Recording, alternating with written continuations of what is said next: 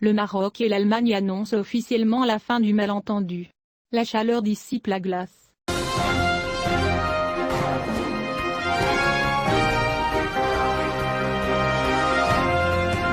Après une période de brouille et de retour au chaud dans les relations entre Rabat et Berlin, le ministre marocain des Affaires étrangères Nassef Bourita s'est entretenu ce mercredi, via la technologie vidéo, avec son homologue allemande Annalena Baerbock.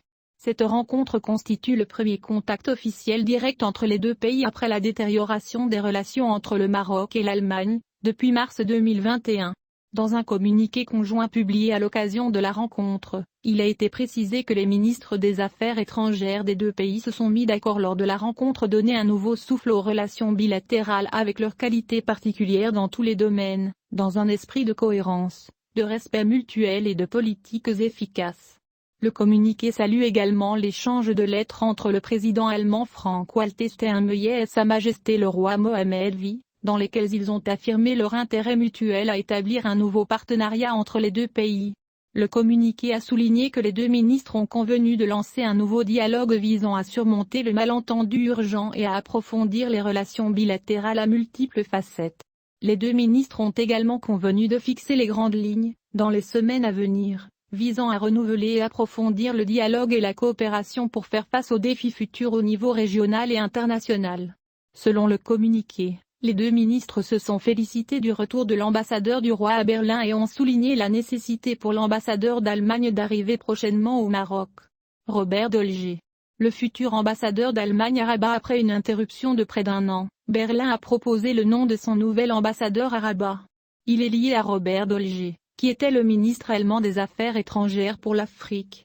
Baerbock était intervenu, plus tôt, en proposant de changer le nom qui était précédemment proposé, car l'avis du ministère allemand des Affaires étrangères s'est maintenant arrêté sur Dolger, qui est l'un des connaisseurs des mystères du continent africain, une proposition qui attend toujours l'aval de Rabat.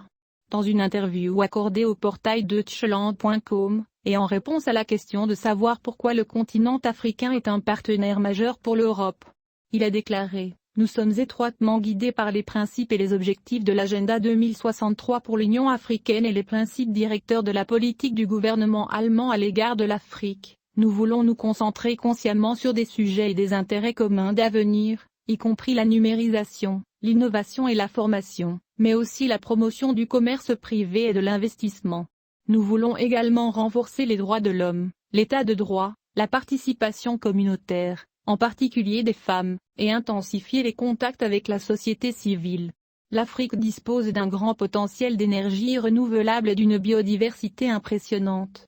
Par conséquent, le continent est un partenaire naturel pour nous dans la protection du climat et de l'environnement. » Dans une autre interview avec Deutsche Welle, il a répondu à une question sur le partenariat de l'Allemagne avec les pays d'Afrique de l'Ouest, déclarant: « Nous sommes encore loin d'avoir épuisé nos capacités dans la région. Le commerce extérieur total avec l'Afrique de l'Ouest représente environ 1% du commerce extérieur allemand. Les entreprises allemandes travaillent avec des partenaires africains pour découvrir l'énorme potentiel. » Et d'ajouter: « Nous espérons qu'à l'avenir, nous pourrons utiliser de nouveaux outils pour aider davantage les entreprises allemandes à s'implanter en Afrique de l'Ouest. Dans 20 à 30 ans, l'Afrique de l'Ouest comptera environ 1 milliard d'habitants. C'est un énorme marché que nous ne pouvons pas ignorer. Il faut arriver à l'heure.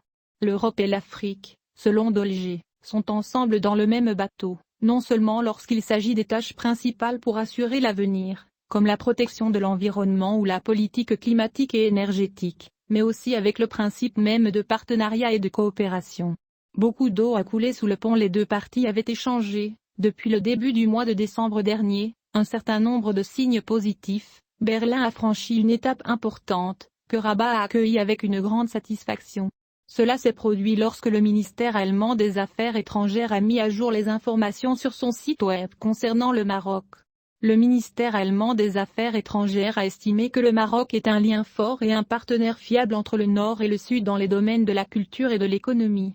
La page du ministère des Affaires étrangères a également souligné le soutien de Berlin à la mission de Staffan de Mistura, l'envoyé personnel du secrétaire général des Nations Unies au Sahara marocain, dans les efforts de recherche d'une solution politique juste, durable et acceptable par toutes les parties sur la base de la résolution N-2602 émanant du Conseil de sécurité de l'ONU en 2021, considérant que l'initiative d'autonomie, présentée par le Maroc en 2007, est une contribution importante à l'obtention d'un tel consensus.